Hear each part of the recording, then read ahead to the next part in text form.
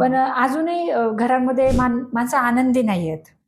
एवढे सगळे प्रॉब्लेम्स असताना सुद्धा तुम्ही आनंदी राहता, याचं काय रहस्य आहे? आई वडिलांच्या घरापासूनच मी ही परिस्थिती काढतच. मी दुकानात गेले, मला थोडेसे गहू तांदूळ साखर द्या, माझी मुलं उपाशी राहतात.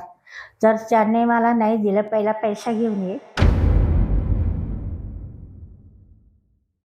मला एवढं बोध झाला, मी काय करू, मी कशी करू, हे मला सवयच आणि मी करायच लागले. जिवंत आहे तोपर्यंत मी करणारच.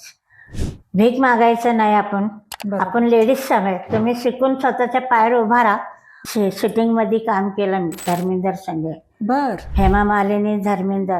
की एखादा म्हणतो माझा प्रॉब्लेम लय मोठा, तुम्हाला काय कळतं माझा प्रॉब्लेम.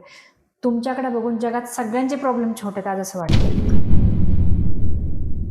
खाली व्हिडिओ घेतात, बोलायला लावतात, पण पाठवत नाही. काय त्यांच्या रीलमध्ये जातं सगळं. त्यांचा फायदा आहे. मला लोक काय म्हणतात की एवढा पैसा एवढं येऊन मी रोडवर म्हातारी कशासाठी पाहिजे. म्हणजे हा माझा कष्टाचा रक्ताचा पैसा ते लोक खायला लागले माझे व्हिडिओ घेऊन.